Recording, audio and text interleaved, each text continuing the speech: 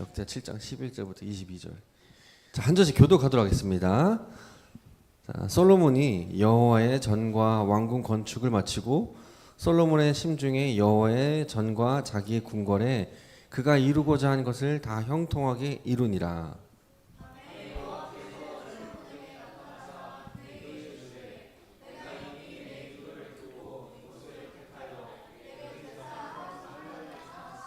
혹 내가 하늘을 닫고 비를 내리지 아니하거나 혹 메뚜기들에게 토산을 먹게 하거나 혹 전염병이 내 백성 가운데 유행하게 할 때에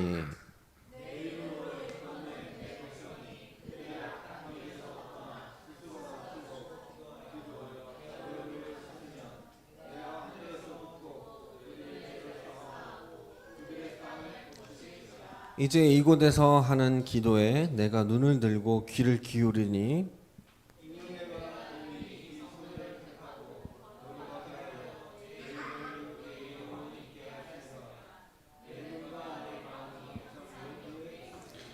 네가 만일 내 앞에서 행하기를 내 아버지 다윗이 행한 것과 같이 하여 내가 내게 명령한 모든 것을 행하여 내 율례와 법규를 지키면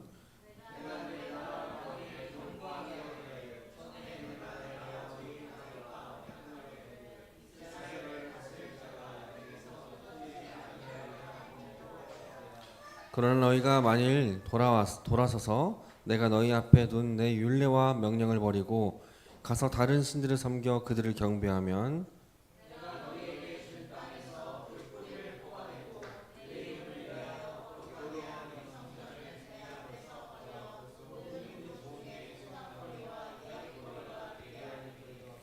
이 성전이 비록 높을지라도 그리로 지나가는 자마다 놀라 이르되 여호와께서 무슨 까닭으로 이 땅과 이 성전에 이같이 행하셨는고 하면 대답하되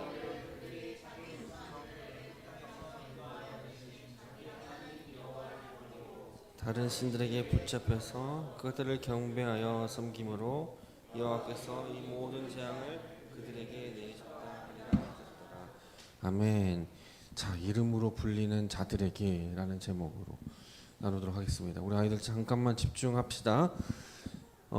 사랑하는 성도 여러분, 각자 여러분들의 삶 가운데 주어지는 가운데 세상에서 불리는 이름이 다 다를 겁니다. 그렇죠? 저는 직장에서는 김대리라고 부르기도 하고 또 뭐 업체 분들은 저에게 감독님 이렇게 부르기도 하고 또 집에 오면 이든이 아빠라고 불리기도 하고 교회에서는 목사님이라 불리기도 하고 노예나 어떤 다른 교회 모임 가면 한인시민교회 목사님이라 부르겠죠. 노예 같은 데 가면 교인 숫자나 크기가 저를 나타내기도 합니다. 약간 사람마다 다 이렇게 이름이 다 불리는 게 다르죠. 세상은 페이스북이나 인스타에 팔로워가 몇 명인지 좋아요가 몇 개인지 그것이 자신을 나타내기도 하죠. 우리는 하루에도 수십 가지 이름으로 살아갑니다. 그런데 정작 내가 누구인지 말해주는 이름으로 불리는 경험은 점점 드물어지고 있죠. 얼마 전에 이런 생각을 했습니다. 제가 여러분 아기 태어날 때 다들 이름을 지었죠. 이름을 지었는데 이름을 짓는다는 것이 무엇인가 생각해 봤습니다. 이름을 짓는다는 것은 단순히 호칭을 결정하는 게 아니죠. 그렇죠? 그 아이의 이름에는 부모의 뭐가 들어있냐면 희망이 들어있고 소망이 들어있고 목적이 담겨 있습니다.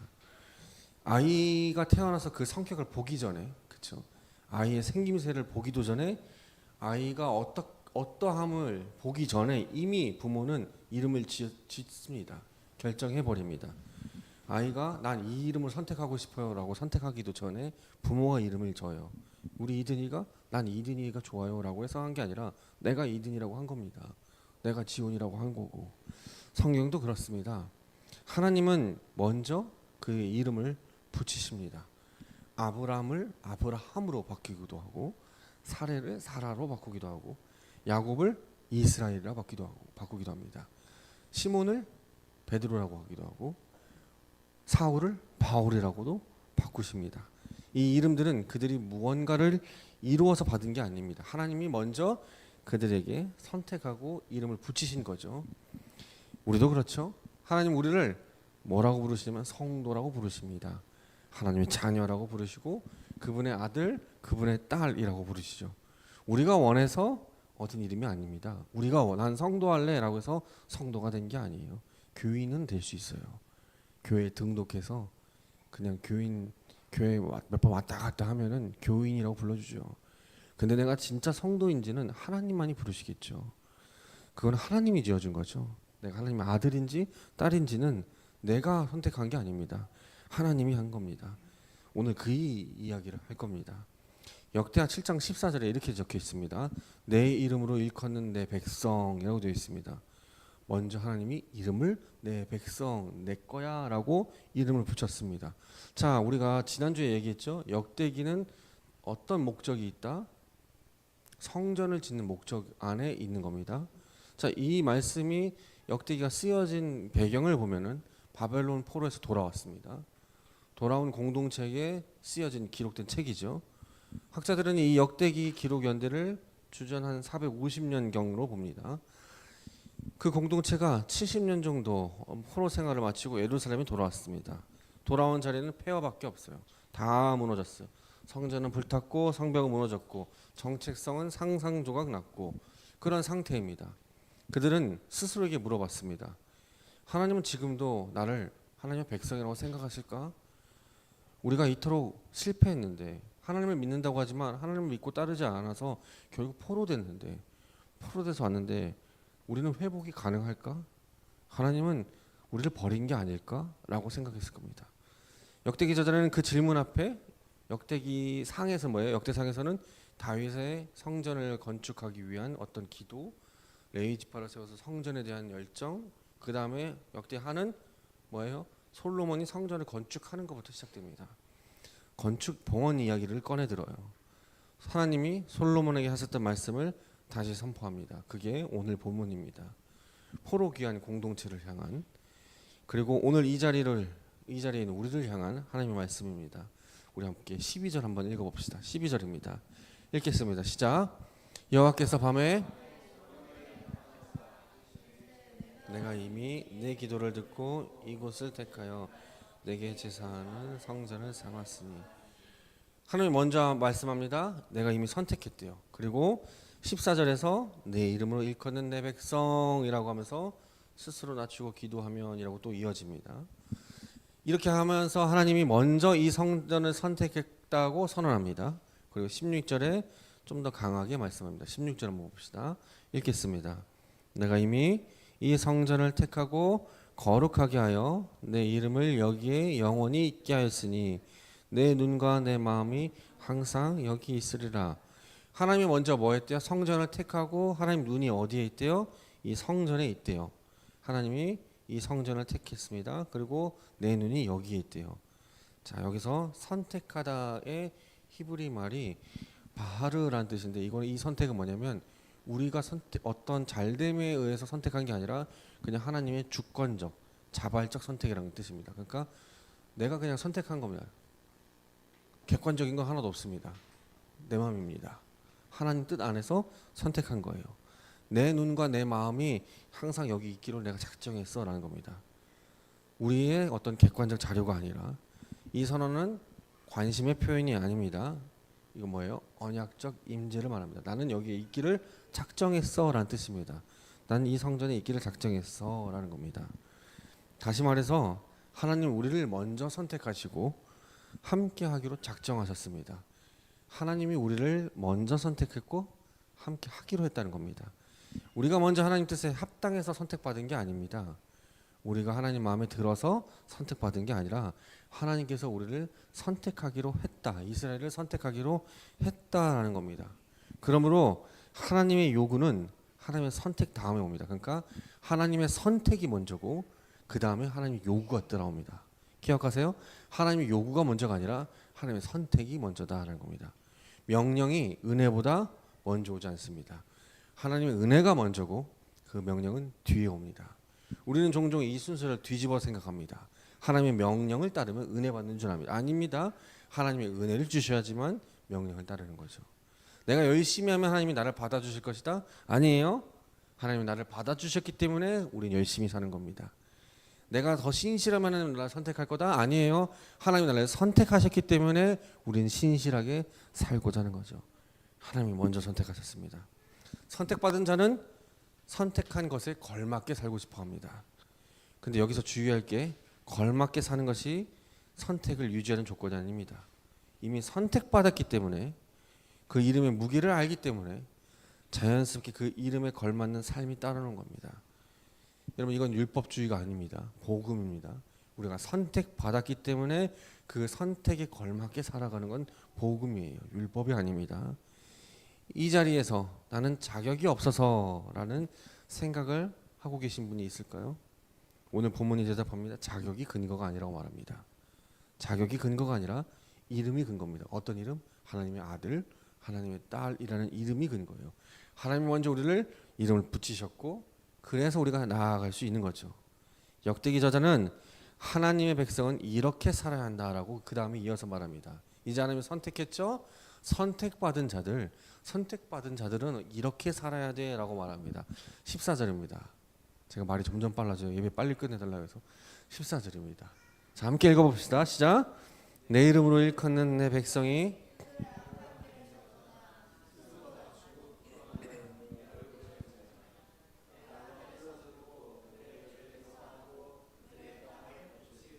자 뭐래요? 너희 이렇게 살으래요. 스스로 낮추라고 말합니다.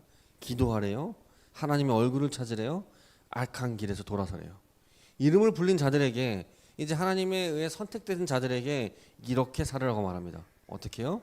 낮아지고 기도하고 하나님의 얼굴을 찾고 악한 길에서 돌아선다. 여기서 낮춤이라는 것은 카나 써있죠? 카나 히브리어로 카나라고 되어 있는데 이 카나는 뭐냐면 패배한 게 아니라 뭐예요? 이런 얘기입니다. 하나님, 저는 아무것도 할 수 없는 존재입니다. 하나님밖에 하실 게 없습니다. 하나님만이 하실 수 있는 거예요. 저는 아무것도 아닌 존재입니다. 이런 겁니다. 근데 현대 사회에 살면서 참 이게 어렵죠. 자기 피하라는 시대고, 그렇죠? 자기를 내세워야 되는 시대고, 자기 개발을 해야 되는 시대인데, 근데 우리는 이런 거죠. 내가 잘나서가 아니라 하나님, 이 근거가 다 하나님 때문입니다. 저는 하나님이 해주셨기 때문이지 나는 아무것도 아닙니다. 라는 이 용기 있는 행위. 솔직히 이 겸손은 용기예요. 용기 없으면 겸손해질 수 없어요. 용기 있어야지만 하나님이 하셨습니다. 라고 되죠. 용기가 없으면 어떻게 돼요? 내 스스로 노력해서 높아지게 되는 거죠. 하나님이 하셨습니다. 나는 하나님 없이는 아무것도 아닙니다. 라는 이 인식이 회복이 시작이라는 거죠. 이스라엘 백성 보고 이렇게 말합니다. 너는 네 스스로 한 게 아니라 나 없이는 아무것도 아닌 존재야 라는 것을 기억하라는 겁니다. 두 번째로 기도하라고 합니다. 기도하래요. 이 기도는 뭐예요? 교제하는 거죠. 근데 이 기도는 어쩔 때 기도하는 거냐면 그냥 막 얘기하는 게 아니라 관계를 말합니다. 관계가 없으면 기도할 수 없습니다. 하나님은 소원 성취하는 대상이 아닙니다. 우리의 청구서를 들이미는 대상이 아니라 나와 아버지와 아들의 관계입니다. 그러니까 그 관계 속에서 있는 거죠. 자, 자녀가 아빠에게 이렇게 말하죠. 아빠 나 이거 사주세요 라고 말하면 자녀가 부모와 동등한 관계라면 너가 알아서 사 먹어 이렇게 말하겠죠. 근데 우리는 내가 아들한테 이걸 사준 이유 왜 사주냐면 관계가 있기 때문이죠. 우리가 여러분과 같이 밥을 먹고 교제하고 같이 서로의 삶을 나누고 물건을 통용하는 이유는 뭐예요? 관계가 맺어졌기 때문이죠. 하나님과의 관계도 마찬가지입니다. 하나님은 기도는 이런 거다. 너와 나와 관계가 맺어졌기 때문에 기도하는 거지 관계가 없으면 기도가 아니다. 난 너 모르는데 라고 하면 기도해봤자 들어지지 않아요. 우리는 하나님이 이런 말 하는 겁니다. 기도는 나와 관계 맺은 상태에서 이루어지는 거야. 너는 이제 내 거야. 그러니 나와 함께 교제하자. 이 얘기입니다. 너와 나와 교제하자. 넌 내 거기 때문에. 자, 세 번째로 뭐래요? 하나님의 얼굴을 찾는데요. 근데 이 하나님의 얼굴 찾음이라는 게 이 역대기의 전체 본문에 관통하는 내용입니다. 뭐냐면 역대기가 뭘 얘기하는 거면 성전 건축이에요. 성전에 뭐가 있죠? 이스라엘 백성의 성전이. 지금은 하나님이 어디 계시죠? 우리 안에. 그럼 이스라엘 때 그때는 하나님이 어디에 계셨죠? 하나님이 여기 우리 마음에? 아니 우리 안에 없습니다. 절대 우리 안에 없어요. 이스라엘 때는 어디에? 성전에 계셨어요. 성전에 간다는 게 뭐예요? 성전에 제사하러 간다는 건 하나님을 만나러 가는 거예요. 하나님 얼굴을 찾는 거예요. 이 역대기가 주로 얘기하는 게 뭐냐면 성전 건축에 하나님의 얼굴을 찾아야 된다. 하나님을 만나야 된다라는 겁니다. 뭐예요? 이것도 관계입니다. 관계예요. 역대기가 반복해서 선언하는 게 그겁니다. 너가 하나님을 찾으면 형통할 거고 하나님을 찾지 않으면 형통하지 않는다라는 내용입니다. 하나님을 찾아야 된다. 하나님을 찾았더니 그들이 심판이 유예되고 하나님을 찾았더니 포로에서 돌아올 수 있다. 하나님을 찾아야 된다. 어디서? 성전에서 하나님을 찾아야 된다라는 겁니다. 보네포가 이런 말합니다. 나치 치아 감옥에서 쓴 편지인데 우리는 지금 우리가 기독교인 것이 무엇을 의미하는지를 다시 배우는 시대에 살고 있다고 하면서 이렇게 말합니다. 기독교인이라고 하는 것은 하나님이 주시는 것을 받는 자가 아니라 하나님 자신을 사랑하는 자라는 뜻이다. 뭐냐면 우리가 기독교인이 됐다는 것은 하나님이 주시는 것을 받아 누리는 자가 아니라 이제 내가 하나님을 찾는, 하나님을 사랑해서 하나님의 얼굴을 구하는 존재가 되었다라는 겁니다. 여러분 우리가 기독교인이세요? 여러분 예수 그리스도 믿으세요? 그러면 진짜 참되게 좀 더 성숙되면 하나님의 사랑을 얻기 위해서 하나님을 찾는 거지 하나님이 나에게 무엇을 해주기 위해서 찾는 것 아니다라고 보네포는 말합니다. 자, 그러면서 마지막에 이렇게 말합니다. 이제 이스라엘 백성에게 어떻게 악한 길에서 돌아서라고 말합니다. 그게 명령이에요. 너와 나와 관계 있죠? 악한 길에서 돌아서라. 이거는 감정적 후회가 아닙니다. 완전히 삶의 방향을 전환하는 겁니다. 히브리어는 슈브라고 말해요. 슈브, 돌아서다. 악한 길에서 떠나서 돌아서는 것. 자, 기억하십시오. 낮춤이 먼저입니다. 겸손하셔야 됩니다. 겸손이 뭐예요? 그냥 사람 앞에서 낮아지는 것? 이거 아닙니다. 사람들 앞에서 낮아질 필요는 없어요. 우리 안에 하나님이 계시기 때문에 당당하실 필요 있습니다. 그런데 우리가 낮아져야 될 것은 하나님이 모든 것을 우리를 인도하십니다 라고 낮아져야 됩니다. 두 번째로 교제해야 됩니다. 그분이 우리 아버지십니다. 그러니 기도하셔야 됩니다. 세 번째로 하나님을 찾아야 됩니다. 자, 찾는다는 게 뭘까요? 성전에 가는 겁니다. 다른 말로 지금 내 안에 계신 하나님과 동행하는 겁니다. 다시 다른 말로 좀 더 볼게요. 예배에 참석하셔야 됩니다. 예배에 나오셔야 됩니다. 하나님을 찾는다는 건 예배에 나오는 겁니다. 자, 예배에 나와서 뭐 하죠 우리? 하나님 말씀 듣죠. 찬양합니다. 하기 싫어도 합니다. 그렇죠? 그 안에 하나님이 만지시겠죠. 그 다음에 마지막으로 악한 길에서 돌아서야 됩니다. 이게 관계 회복의 결과입니다. 사랑하는 성도 여러분, 우리 삶을 한번 반추해 보십시오. 하나님 없이 나는 아무것도 아닙니다 라는 이 선언이 우리의 입술과 삶에 있나요? 하나님 없이는 아무것도 아닙니다 라는 말이 우리에게 있냐는 거죠. 아니요, 하나님보다는 그래도 돈이 좀 필요합니다. 어제 이렇게 설교를 준비하고 좀 일찍 마쳤어요. 설교를 일찍 마치고 유튜브를 보다 보니까 그 존니인가 그분이 금융하시는 분 존니 ETF를 사셔야지 노후를 대비할 수 있다. 맞는 말이겠죠. 맞죠? 필요하겠죠.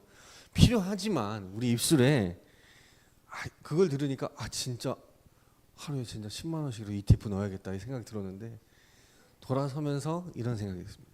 그래, 그것도 있겠지만 그게 다가 아니야. 하나님이 먼저지라는 생각이 우리 안에 있어야 된다는 겁니다. 그게 우리를 살리는 게 아니라 하나님이 우리를 살리신다는 것. 하나님의 얼굴을 찾기 위해서 갈망하는 것.